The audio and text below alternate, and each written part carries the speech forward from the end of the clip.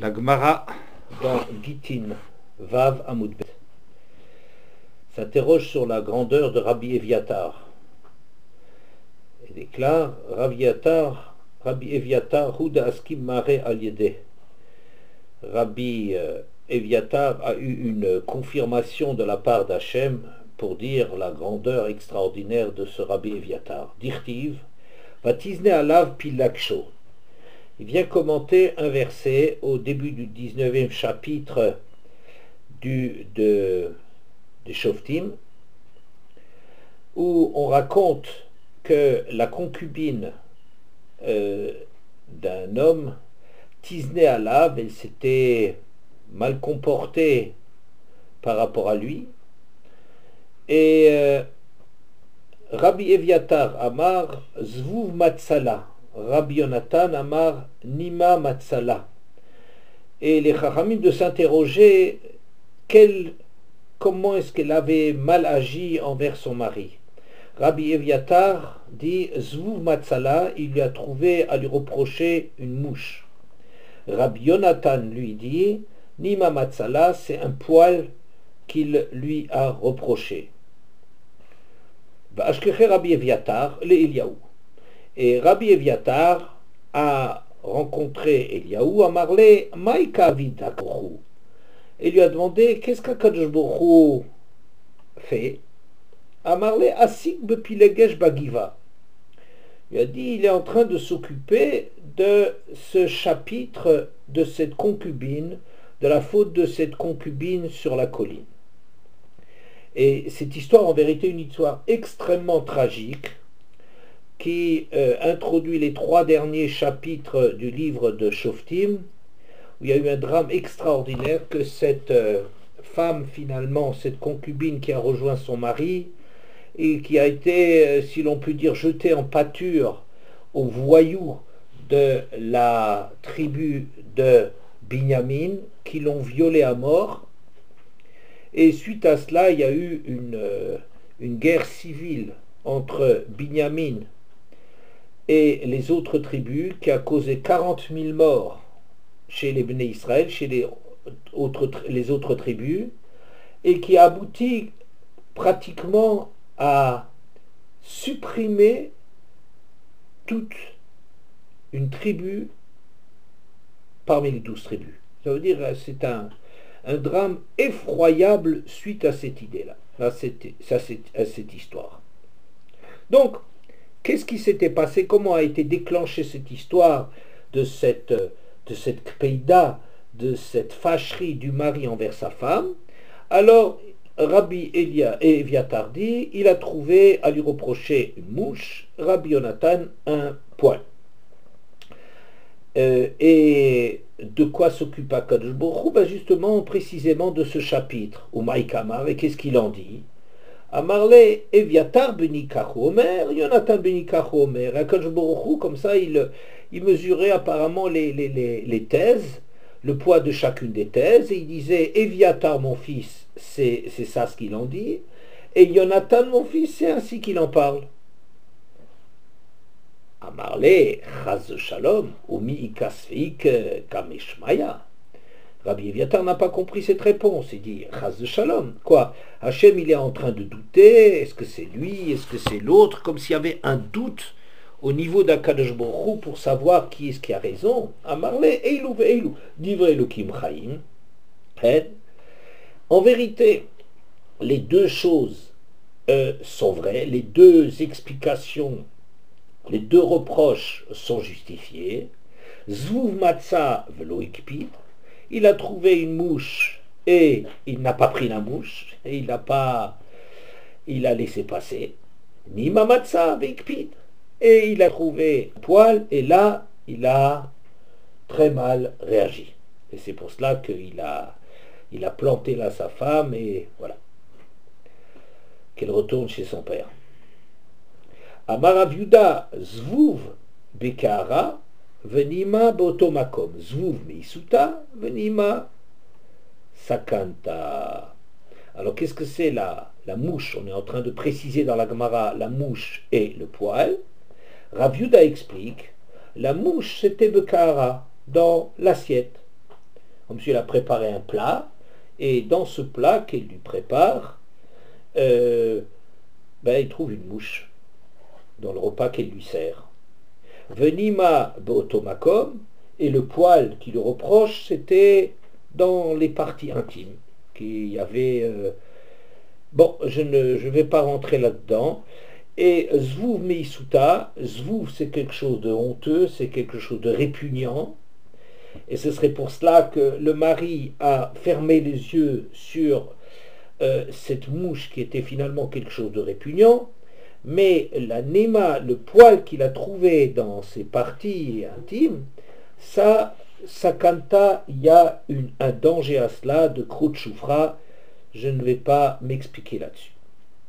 Et donc, c'est pour ça que sur ce qui avait de répugnant, le mari encore pouvait fermer les yeux, mais là où elle le met en danger, ça il laisse pas passer. Ikadamre idividi bikara, d'aucuns disent qu'en vérité, et la mouche et le poil, c'était dans l'assiette. Zevuv unsa, venez ma pshuta. La mouche, c'est un cas de force majeure, un onès, alors que le poil, c'est de la négligence. Alors on peut facilement comprendre, elle lui présente un plat dans lequel il y a une mouche, dans lequel il y a un poil. Alors que la mouche se soit posée comme ça à la dernière seconde, au moment où il va servir son mari, qu'il y a une mouche qui se trouve dans l'assiette, bon, alors là, le mari, il comprend bien que c'est pas de la faute de la femme. La mouche, elle a dû se poser comme ça, venir à la dernière minute pour goûter à ce plat sans doute qui semblait goûteux. Et là, il a fermé les yeux. Mais qu'il y ait un poil, ça veut dire qu'elle ne fait pas attention dans la façon de préparer les plats pour son mari. Ça, c'est une négligence. Et c'est pour ça qu'il l'a mal pris. Bon, c'est un texte qui est difficile à différents titres. Déjà, je vois que deux fautes là-dedans. Et cette femme, elle a desservi son mari. Il y a deux reproches à lui faire. Oh là là, ça fait beaucoup pour... Et d'où est-ce que dans le verset, on verrait qu'il y a deux choses à lui reprocher? Simplement, il y a un reproche, Tisné à la Pilaksho. C'est la seule chose qui est écrite. Alors pourquoi on a besoin de mettre en une double faute? Maintenant, normalement, Tisné à la Pilaksho, je pense que pourquoi est-on allé chercher, alors qu'on parle de znout, a priori de mauvais comportement, de vergondage. Pourquoi est-ce que on a finalement parlé de problèmes de mouche et éventuellement de poils? Parce que, me semble-t-il, c'est pas marqué Vatisné Pilaksho. Sa concubine s'est mal comportée, s'est dévergondée. C'est marqué Vatisné Alav, par rapport à lui. Donc ça veut dire que c'est une question concernant leur relation, et à l'intérieur de leur relation, il y a eu quelque chose de Vatisné Alav, et on sait bien que très souvent, Znout a une double acception. On peut le comprendre soit dans le sens de Mazon, une aubergiste, une zona serait une aubergiste, ça tourne la nourriture, c'est la nourriture matérielle dont il s'agit. Il y a aussi Znout dans le sens de Nafkat Bara, une prostituée, quelqu'un qui sort vers l'extérieur, donc qui touche des choses qui sont beaucoup plus graves au niveau de la relation dans le couple. C'est une trahison du couple. Bien. Alors peut-être pour cela, se contentant ici de parler de relations qui restent dans la sphère du couple. Mais il n'en est pas moins assez étonnant qu'il y ait deux choses à reprocher. On ne voit pas très bien où ça figure dans le verset. Et puis, qu'est-ce que ça veut dire que les deux choses sont vraies? Et si les deux choses sont vraies et que finalement, sur la mouche, le mari n'a pas réagi, alors quoi bon parler de la mouche? Qu'est-ce qu'on a besoin? Déjà que c'est difficile de trouver qu'elle a fauté doublement envers lui. Mais si c'est pour dire que finalement, d'après la deuxième explication, c'est unso, c'est un cas de force majeure, alors qu'est-ce que tu lui veux? Ouais. Et si même dans la première explication disant que la mouche c'était Meisuta, quelque chose de répugnant, mais si finalement il n'a pas réagi, alors ça n'est pas vrai que c'était ça qui a mis le feu aux poudres. Alors, peut-être, certains expliquent qu'en vérité, il y a eu les deux choses, et la première a quelque part provoqué la réaction violente sur la deuxième, à savoir, c'est vrai que dans un premier temps, elle lui a présenté un plat dans lequel il y avait une espèce de négligence, et lui a manqué de respect de lui donner un plat dans lequel il y a une mouche. Et ça, bien que le mari n'ait pas réagi ou n'ait pas brutalement réagi là-dessus, mais c'est quelque chose qu'il a indisposé. Mais lorsqu'après cela, il trouve encore un autre problème dans leur relation intime, qu'elle manque de cavote par rapport à lui, qu'elle le met en danger avec, dans les parties intimes, alors là, c'en était trop. Donc la mouche serait le déclencheur donc en vérité, et il ouvrait le divrei Elokim Chaim. S'il n'y avait pas eu la mouche, alors il se serait sans doute retenu pour le gros reproche qu'il a lui faire derrière. Alors, et il ouvrait le divrei Elokim Chaim, alors la discussion serait peut-être, comme le proposait Gad Azinkot, de dire que la mouche c'était la cause, finalement, parce que s'il n'y avait pas eu la mouche, le reste n'aurait pas tiré à conséquence d'une façon brutale, ou bien, donc c'est quelque chose de vrai, de l'autre côté, c'est seulement lorsqu'il y a eu le poil que la colère a éclaté. Bon. De plus, si, d'après la deuxième explication, comme Elou Bekahara, Idividi Bekahara, que et la mouche et le poil c'était dans le poil, dans l'assiette. Alors quoi? Alors la mouche, si ça s'appelle Unsa, un cas de force majeure, alors quoi? Ça a indisposé le mari, mais c'était pas de la faute de la femme. Et comme le mari déjà était mal luné, ayant trouvé une mouche dans son assiette qui le dégoûte, alors là il a éclaté. Bon. Mais qu'est-ce que ça veut dire? Ça veut dire les deux choses sont vraies, c'est vrai, un déclencheur et une réalité. Est-ce que c'est ça ce que ça veut dire? Les deux choses ont joué. Est-ce que ce serait ça le pshat? Bien. Il y a dans Ein Yaakov, dans le Ein Yaakov, il y a des Chidushé Geonim, les commentaires rapportés au nom de grands de Gdolim qui ont expliqué la chose suivante. Ils se sont étonnés du nom des protagonistes de cette histoire. Éviatar, Jonathan. Pourquoi? Parce qu'il y a une histoire dans les derniers jours de David Amelech, quand David Amelech était déjà bien vieux et il avait déjà quasiment passé la main du pouvoir. Il y a eu son fils Adoniaou ben Chagit, Adoniaou qui a prétendu régner. Et il s'est entouré de toute une cour, et il a pris des gens puissants autour de lui, et il s'est comporté comme un roi. Et il se voyait déjà au sommet un successeur de son père. Et ça ça prétend enlever les prétentions légitimes de Shlomo Amelech, auquel par le passé David Amelech avait promis sa succession. Et donc il y a eu comme ça une espèce de coup d'État en interne entre le courant représenté par Adonia et ses complices, dont fait partie Éviatar, tiens donc, Éviatar le Kohen. L'ancien Kohen Gadol s'est rangé avec Yoav ben Tzrouya, le chef de l'armée, et d'autres, du côté d'Adoniaou. Et de l'autre côté, il y a eu plusieurs grands Tzadok, le futur Kohen Gadol, il y a eu Nathan, le prophète, il y a eu bien entendu Bathsheba et son fils Shlomo. Et quel était le fond de leur discussion, tel présenté par les Chidushei Geonim?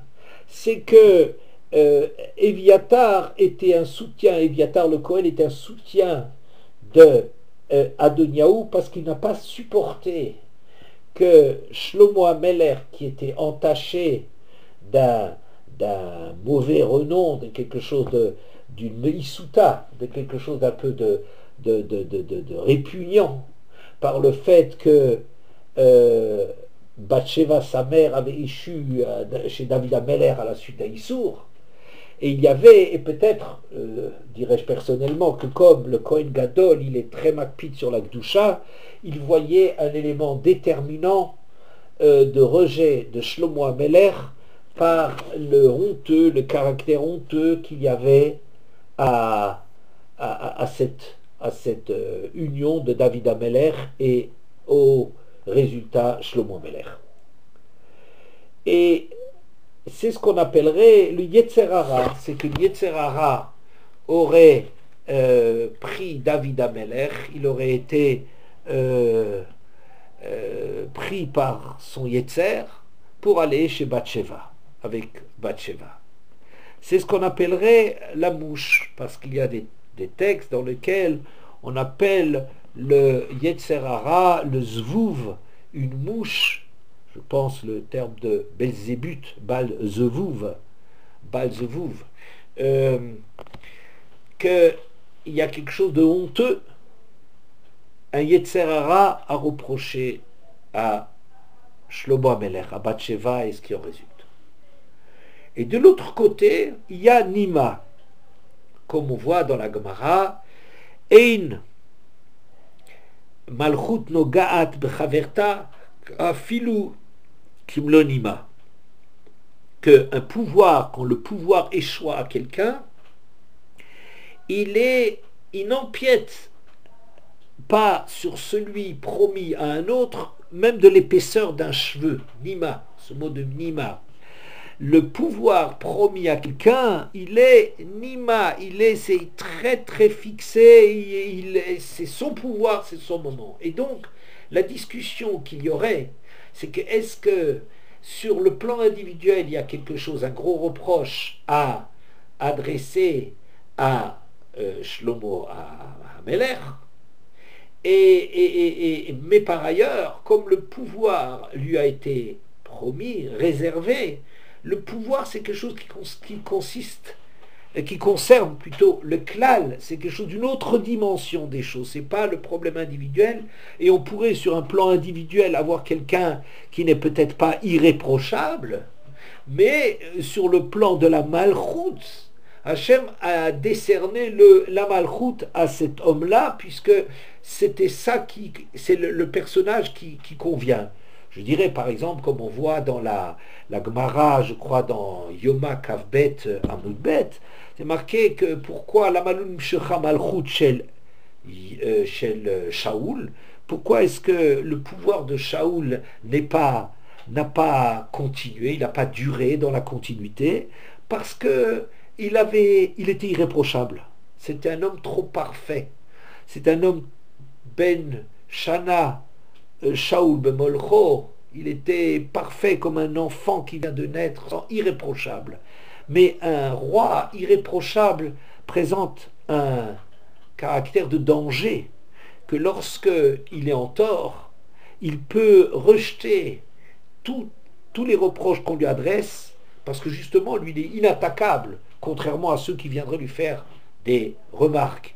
Et donc, on risquerait de le laisser seul avec le pouvoir, sans intervention, sans restriction, sans droit à faire des remarques, qui fait que Shaoul HaMelech, justement du fait de sa grandeur, de sa perfection exceptionnelle, c'est là que réside sa faiblesse. Alors que David HaMelech, qui vient de Ruth la Moabite, alors David HaMelech a fauté, David HaMelech il a un passé, il a un passif, Et donc, chez lui, si le pouvoir lui monte à la tête, on pourra toujours dire Chazor, Achorecha, regarde derrière toi, regarde d'où tu viens, on pourra toujours lui rappeler son passé. Quoi qu'il en soit, ce serait un exemple parmi d'autres pour dire que les critères personnels de la valeur de quelqu'un et les critères du choix pour mener le clan Israël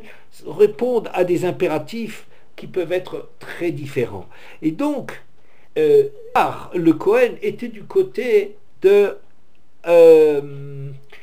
d'Adonia ben Chagit, fils de la femme Chagit, deuxième épouse de David Ameller, et Éviatar le Cohen était un de ses grands appuis. Et lorsque en interne on a organisé la contre-révolution dans le palais avec le Kohen Gadol, Nathan Hanavi, avec Tzadok HaKohen, avec Bathsheba, chacun présentant sa partition, la partition de son point de vue, pour que David Ameller ne se rende pas compte du coup fourré qui était en train de se produire. Et Bathsheba rappelle à David qu'il avait promis que le pouvoir échoirait à Shlomo Ameller. Eh bien, c'est celui qui a annoncé à la clique triomphante de Adonia que le roi avait choisi autrement et avait nommé clairement Shlomo comme son héritier. Il s'appelle Jonathan, le fils d'ailleurs de Éviatar HaKohen. Donc les protagonistes de cette histoire, c'est quelque chose vraiment de très, très étonnant. Un s'appelle Éviatar HaKohen, qui chez nous c'est Rabbi Éviatar. L'autre s'appelle Jonathan, du clan du pouvoir, et l'un vient au nom du reproche de la mouche, et l'autre c'est donc Yetzerara, la faute de David qui s'est laissé entraîner par son Yetzer, et de l'autre côté la Malchut Nima, ce serait le poil que le pouvoir était déterminé pour Shlomo HaMelech. Et ce serait ça qui était la discussion entre les deux Chachamim, et c'est ce qu'on appellerait ici la Pilaksho, la concubine, qui est une femme qui est Palga Isha, une demi-femme, Pilegesh. Une concubine, c'est une femme Bloktuva Blokidushin, ça veut dire elle vit avec, c'est une union libre, elle vit de corps avec son mari, mais accéder au titre de femme légitime, elle n'y arrive pas.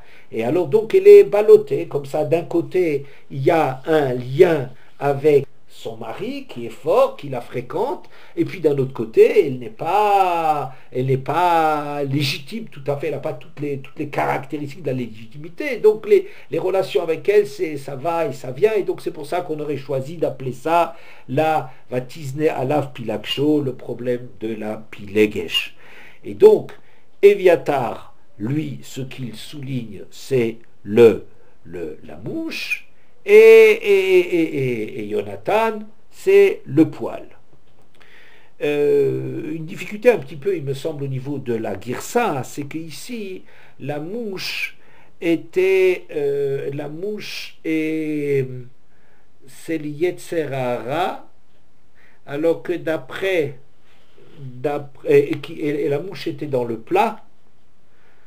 On aurait trouvé la mouche dans le plat, suivant les deux versions, et d'après Rav Yehuda et d'après le Mandamar, alors que d'après chez Chidouché et Gaonim, d'après ce que j'ai compris, eux ils disent que le plat, en réalité, c'est le signe de la malchoute, puisque Shulchan Melachim, le rôle du roi, justement, c'est d'incarner la préoccupation de nourrir son peuple. Donc c'est pour cela qu'on aurait attendu que ce soit un poil qui soit tombé dans l'assiette.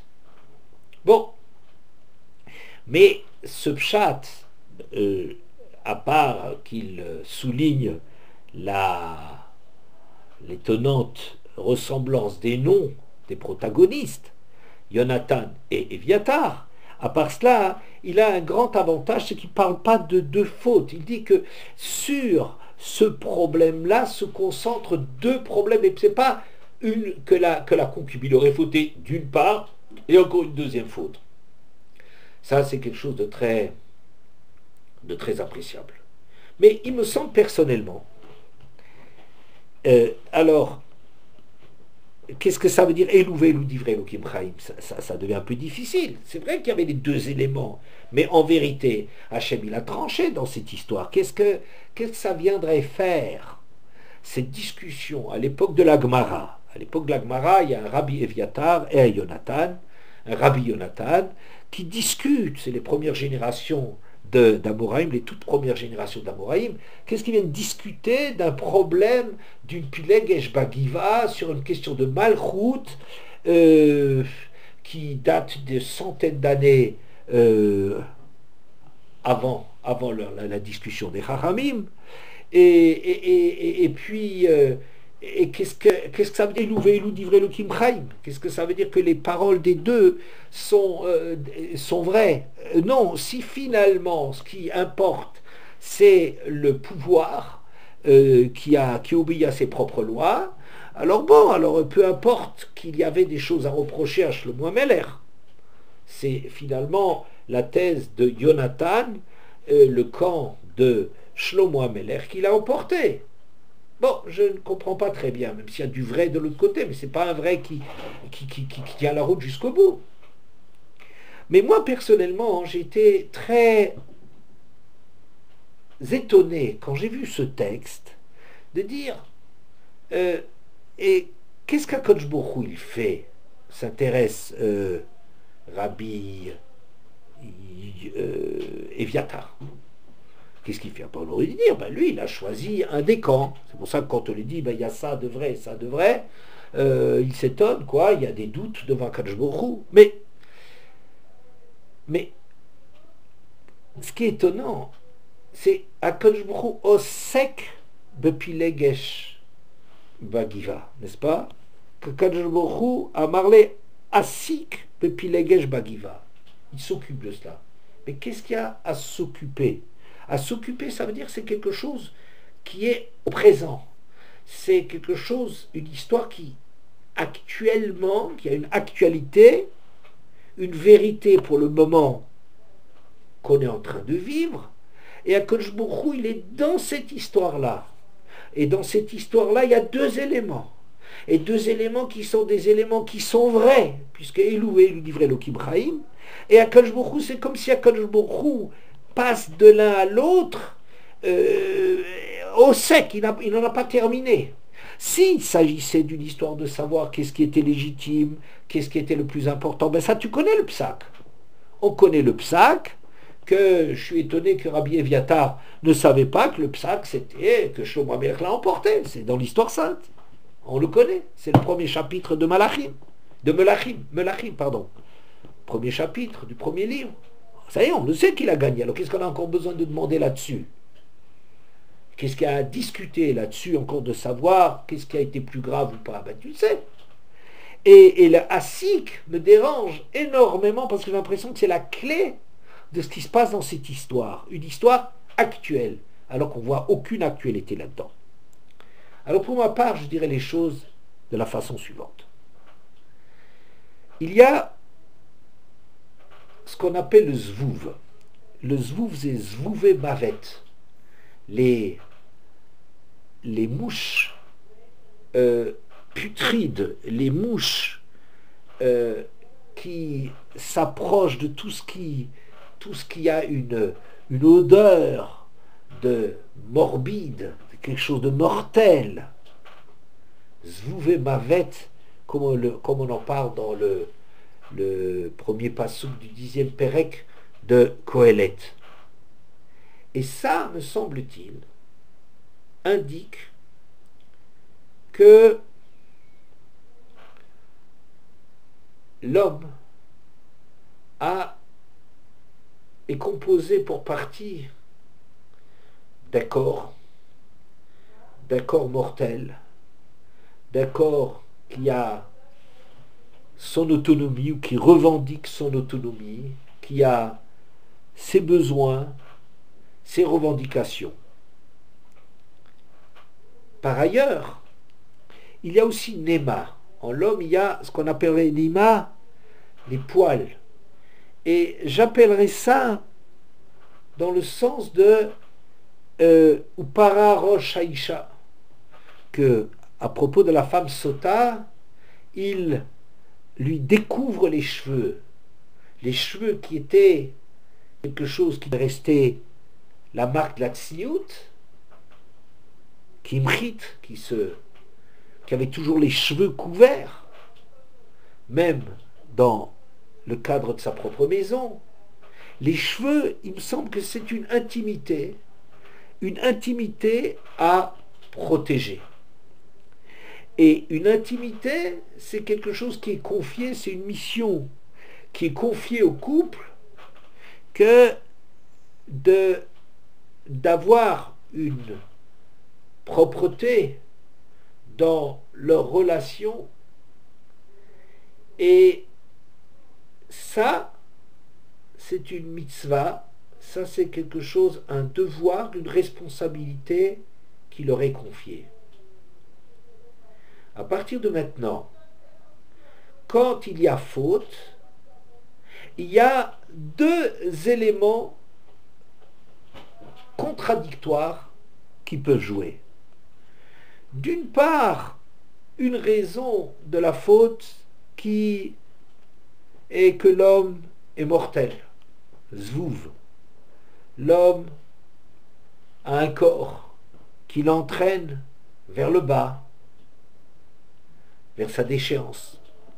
Et c'est une force qui joue dans les actions de l'homme. Par ailleurs, la Torah rend l'homme responsable de ses actes. Ça, elle lui confie l'intimité, elle lui confie des missions de se protéger. Donc l'homme à la fois est entraîné pour partir vers le bas, et par ailleurs, il a une liberté, il a un libre arbitre, il a une responsabilité dans les choix qu'il fait. Donc, d'une part, on peut l'excuser. Il y a de quoi excuser un homme. Si un homme n'avait pas un Yetzer Hara, il serait beaucoup moins tenté de fauter. C'est le Yetzer Hara qui l'entraîne. C'est le Yetzer Hara qu'Hachem a mis en l'homme, ou le corps, disons, qu'Hachem a mis en l'homme, les Zvouv et Mavet, ce côté putride, ce côté matériel, ce côté bas qu'Hachem a mis en l'homme, qui est un facteur de la chute de l'homme. Mais par ailleurs, je peux lui demander des comptes. Pourquoi ? Parce qu'il est créé quand même libre. Il n'a qu'à surmonter cela. Et donc, je dirais que cette Gemara, je la comprends de la façon suivante. Pilegesh Bagiva, Palgaïcha, c'est une image, c'est pas l'histoire historique de la Pilegesh Bagiva dans Binyamin dont on se préoccupe.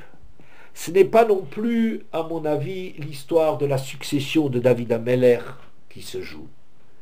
C'est une histoire au présent, l'histoire de l'homme, l'histoire aussi du peuple juif.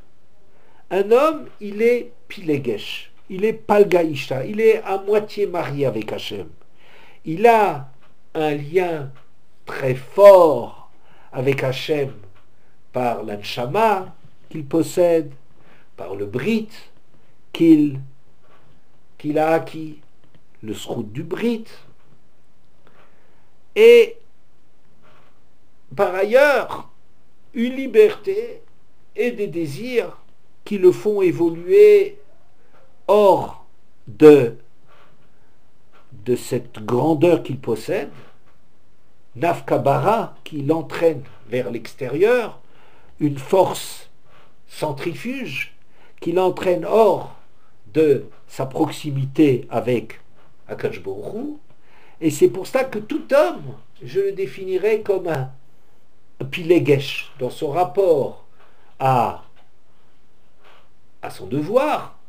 Il est pilegesh, il est d'une part proche et il a des forces qui l'entraînent vers l'extérieur. Le peuple juif aussi a des périodes dans lesquelles il est plus proche, des périodes dans lesquelles il s'éloigne. Rien n'est jamais acquis. On est vraiment un modèle de Palgaïcha, marié sans être vraiment totalement fidèle. Et ce chapitre de Pilegesh Bagiva, en vérité, c'est Asik Be'Akadosh Baruch Hu. Akadosh Baruch Hu est constamment interpellé par le jugement sur les actes de l'homme. Cet homme, ou le peuple juif, qui est Palgaïcha, constamment, Akadosh Baruch Hu est en train de s'occuper. Comment juger? D'une part, il y a un facteur qui incrimine l'homme. L'homme est finalement libre, il devrait surmonter. Et il y a quelque chose qui atténue la faute, voire qui l'excuse plus ou moins. Hachem se demande constamment par rapport à chacun quelle part d'exigence on peut se permettre d'avoir vis-à-vis de lui et combien d'excuses il faut lui trouver. Hachem veut que l'homme, veut sa femme, il veut la pilegesh, il désire le rapprochement avec le peuple juif, il désire le rapprochement avec les Bnei Israël. Mais combien peut-on leur reprocher, jusqu'à où leur reprocher de les considérer comme des êtres libres, comme des êtres responsables, comme des êtres grands? Et dans quelle mesure est-il obligé de fermer les yeux ou de leur trouver l'excuse de cette mouche de ce côté qu'il a créé en eux, qui les entraîne vers le bas? Et c'est ça dont la Gemara parlerait. Que Eilu ve'eilu divrei Elokim Chaim. En vérité, dans l'humain, il y a les deux choses. Les deux choses sont vraies. Il est vrai que l'homme, il a un côté mortel, matériel, il a aussi une grandeur. Les deux éléments sont réels, présents. Alors, Rav Yehuda dit, la mouche Bekara, la mouche c'est dans ce qui concerne le manger, l'assiette. C'est là-dessus que la mouche joue. C'est sa place. La place de la mouche, c'est dans cette matérialité. Et l'anima, le côté mechayev, c'est beotomakom. C'est dans les choses qui sont intimes, dans les choses qui sont beaucoup plus profondes, dans l'obligation de dépasser les désirs de chute que l'homme, les envies basses que l'homme possède. Et donc, et ça c'est sakana. L'un s'appelle mius et l'autre s'appelle sakana. Le côté du corps, c'est quelque chose, un mius qui a été créé en l'homme, quelque chose de répugnant qui est créé en l'homme, mais le côté sakana, ce qui le met véritablement en question, le côté gravissime, c'est que l'homme doit arriver à surmonter, car c'est ça la raison d'être. La raison d'être de l'humain, c'est d'arriver à dépasser, de réaliser quelque chose.